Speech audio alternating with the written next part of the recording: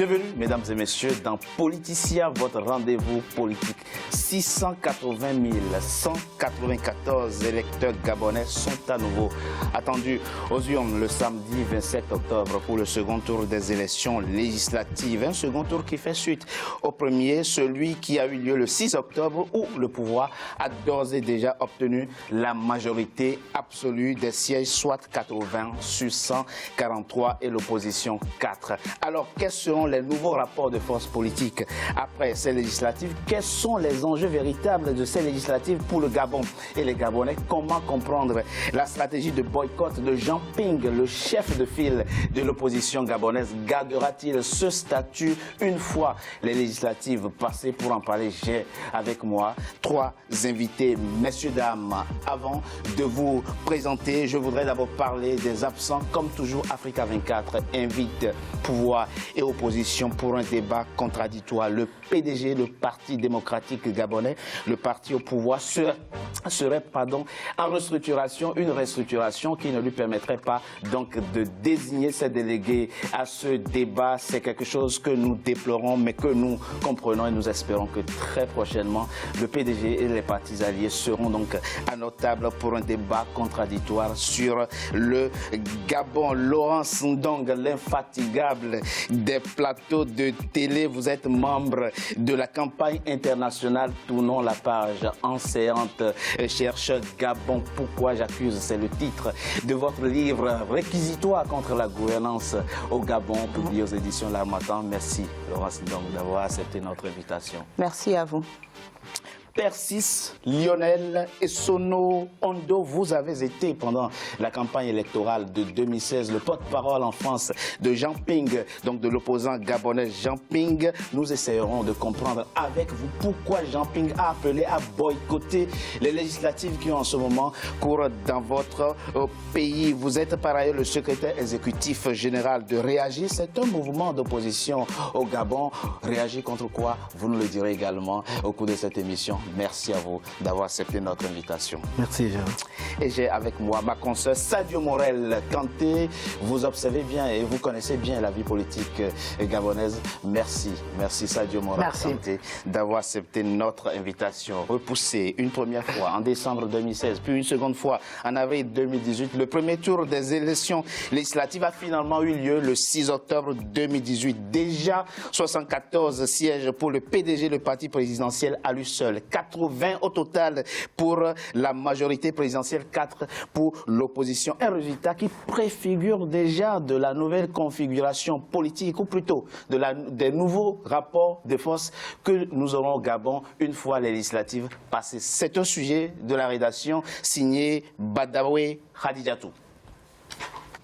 La compétition électorale pour le contrôle de l'Assemblée nationale du Gabon est plutôt mouvementée. Bien que le Parti démocratique gabonais PDG ait obtenu à l'issue du premier tour du 6 octobre 74 sièges sur les 143 à pouvoir, l'opposition, malgré ses 4 sièges, demeure confiante. Depuis ce 20 octobre, elle mène une campagne de proximité avec pour objectif remporter une dizaine de sièges au lendemain du deuxième tour des législatives prévues le 27 octobre.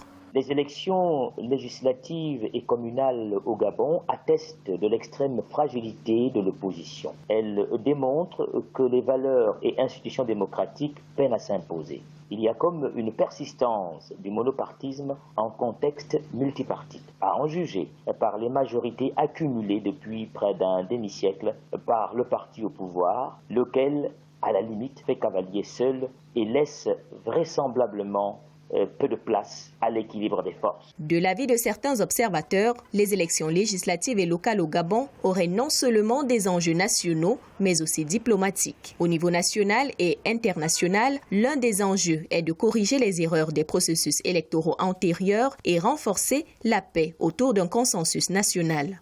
Le second tour laisse présager la redistribution des cartes au sein de la majorité républicaine pour l'émergence, ma foi qui s'est effritée. Nous attendons plus d'apaisement de ce côté, contrairement à l'avis de la majorité des observateurs. Le 27 octobre et 10 novembre au soir, le PDG ne pourra que conforter ses positions. Après la proclamation des résultats du premier tour, la tension est montée au sein de la classe politique gabonaise. Le PDG, Parti démocratique gabonais, et le CLR, le Centre des libéraux réformateurs, se sont accusés mutuellement de falsification des procès-verbaux. Pour limiter les plaintes notamment fantaisistes, la Cour constitutionnelle gabonaise a instauré le 11 septembre 2018 une taxation pour les recours pré- et post-électoraux. Il s'agit de 5 millions de francs CFA pour les recours au scrutin présidentiel et 500 000 francs CFA pour les élections législatives et locales. Laurence Ndong, un premier tour qui s'est déroulé dans le calme. Moïse Biba Lukumba, le président du Centre gabonais des élections, s'en est félicité, de même que Lambert Noël Mata, le ministre gabonais de l'Intérieur. 80 sièges déjà pour la majorité présidentielle. Quel premier enseignement tirons-nous de ce premier tour des législatives dans votre pays, le Gabon? Plus de 80% d'abstention. Donc ça, c'est ce qu'ils ne disent pas. Et le calme peut-être parce que la population n'a toujours pas digéré la fraude. Donc les chiffres officiels parlent de 34% de taux d'abstention, 58% de taux de participation, 58,6% de taux de participation. Alors, n'oublions pas que nous sommes dans une élection en dictature comme toutes les autres élections en dictature. Vous savez, aujourd'hui, nous sommes à 28 ans d'élections soi-disant multipartites. Oui. Et il y a des chercheurs. Je parle bien de chercheurs qui travaillent sur ces questions. Je vous citerai les travaux de Régis Marzin, qui est un journaliste et chercheur indépendant, qui a un blog qui s'appelle Regard excentrique. Il a étudié 540 élections qui ont eu lieu en Afrique depuis 1990 jusqu'à ce jour. Il y a un livre qui vient de paraître. Il est de deux chercheurs, deux professeurs de l'université de Yale aux États-Unis, Nick Chisman et Brian Klaas, et leur livre s'intitule How to Rig an Election, comment voler une élection. Et là-dedans, ils analysent les élections partout dans le monde, avec une partie évidemment sur l'Afrique. Donc on sait aujourd'hui comment les élections sont truquées dans tous ces pays et le Gabon est un exemple notoire d'élections qui ne sont en réalité que des mascarades. Et on comprend bien qu'aujourd'hui, la population est lasse de ces élections qui sont jouées d'avance. Ça n'étonne personne. Les législatives dernières sont jouées elles sont jouées. Vous savez, Staline... Le premier tour était connu, c'était connu que le président allait remporter de toute façon. Staline disait que les résultats d'une élection ne dépendent pas de ceux qui votent, mais de ceux qui comptent les votes. Et le parti qui dirige le Gabon, qui n'a de démocratique que le nom, a habitué le monde entier à ces fraudes qui sont on ne peut plus grotesques. Et cette élection, je pourrais vous le démontrer, n'est pas restée en marge de la fraude électorale dont ils sont les maîtres. Et les chiffres, ce sont eux qui les manipulent, donc ils vous donneront les chiffres qu'ils veulent. Mais nous savons... Vous tirez, les 80% de taux d'abstention, vous les tirez d'où ? De ceux qui sont sur le terrain et qui ont vu que la population est bel et bien restée chez elle, ne sont allés voter en réalité que ceux qui ont l'habitude d'être mobilisés par le PDG, moyennant argent, moyennant sac de riz, moyennant t-shirt. Monsieur Essono Ndo, vous êtes le secrétaire exécutif de Réagir. Alors, je vous demande donc de réagir par rapport à au premier tour des élections législatives qui vient d'avoir lieu dans votre pays. Le Gabon, quel premier enseignement tire-t-on? Je rappelle que le second tour est prévu pour le samedi 27 octobre. Alors, cher Richard, oui. Il y a un dicton populaire qui dit chez nous que celui qui a volé volera toujours. Nous avons assisté, comme en 2016, à une mascarade électorale. Le pouvoir en place, comme vient de le souligner Madame Ndong, est habitué de cette opération de roublardise politique et d'animation de la dictature. Le Gabon, notre pays, vit aujourd'hui une crise politique depuis plus de 2 ans. Cette crise politique a son origine parce qu'en 2016, le peuple gabonais s'est largement mobilisé et a élu un homme, Jean Ping. Ce peuple-là a refusé de rentrer à nouveau dans la mascarade électorale et a décidé de rester chez lui. Un exemple, donnez-nous un exemple concret. Je vous donne un exemple concret qui illustre effectivement que le 6 octobre dernier eut lieu une mascarade électorale au Gabon. Mais la mascarade a bien commencé avant le 6 octobre dernier. Vous vous souvenez bien que l'élection a été repoussée à 2 reprises, oui. Qu'elle aurait dû se tenir quelques mois après les présidentielles. Elle ne s'est pas tenue selon les délais constitutionnels, qu'une constitution a été modifiée, que cette constitution a été taillée à l'image du président Ali Bongo, qui est devenu, selon l'article 8 de la constitution, le détenteur suprême du pouvoir exécutif, que le CGE a été mis en place suite aux résolutions du dialogue politique qui était un dialogue biaisé puisque le ténor de l'opposition... On ne va pas refaire l'historique du dialogue comme de la révision constitutionnelle. Monsieur Ondo, il s'est avéré que la mascarade, effectivement, qui a eu lieu le 6 octobre dernier, a été préméditée et la débâcle de l'opposition à cette mascarade était prévisible. Et si c'était l'inverse? Et si ça avait été l'inverse? Ça ne peut pas être l'inverse. Vous savez, il y a une espèce de déterminisme qui dit qu'effectivement, toute élection organisée au Gabon ne peut qu'être truquée. Mais justement, parce que les institutions vous voulez que je vous donne des preuves? Avant que moi, je ne suis pas monsieur Kumba, monsieur Biba, le combat, le président du Centre gabonais des élections, dites-nous, Sadio Morel Kanté, les deux Gabonais que nous avons à cette table disent la même chose. Ce fut une mascarade le 6 octobre, comme ça a toujours été le cas au Gabon, comme ça sera toujours le cas au Gabon, disent-ils. Non, c'est pas spécifique au Gabon, c'est quelque chose de... Bah, attendez, vous avez vu les élections au Mali, vous avez vu un président hors mandat en RDC, comment, quand il y aura élection, son poulain va gagner à 80%, donc ça c'est un acquis antidémocratique africain incontestable, à part dans quelques pays comme au Nigeria, au Bénin, où on a pu voir ou au Ghana des alternances, alors que le président sortant était en course. Je vous rappelle quand même que 38 partis politiques ont participé et participent à ces élections. Ça ne veut rien dire. C'est-à-dire et que quand même l'opposition a eu 4 sièges. Ça veut dire qu'on peut... Alors c'est même assez rigolo de dire que l'opposition a eu 4 sièges. Mais là, ça me permet de dire un mot plutôt à l'opposition gabonaise. Sérieusement, on ne peut pas aller aux élections présidentielles et refuser d'aller aux législatives. Les législatives, c'est sa participation, c'est sa voix, la voix du peuple qu'on représente. Là, ce n'est plus une concurrence avec un chef d'État. Lorsqu'on ne va pas, le risque, c'est que après, on ne participe plus au débat politique. On ne participe plus au débat social. Alors que vous avez pu quand même aller au présidentiel. Et il y a l'autre fait, c'est que est-ce qu'il faut qu'on maintienne ce même mode de scrutin où le président en exercice ou le président sortant a la même mise sur toute la machine? Moi, je crois que l'exemple de Madagascar nous a été très édifiant.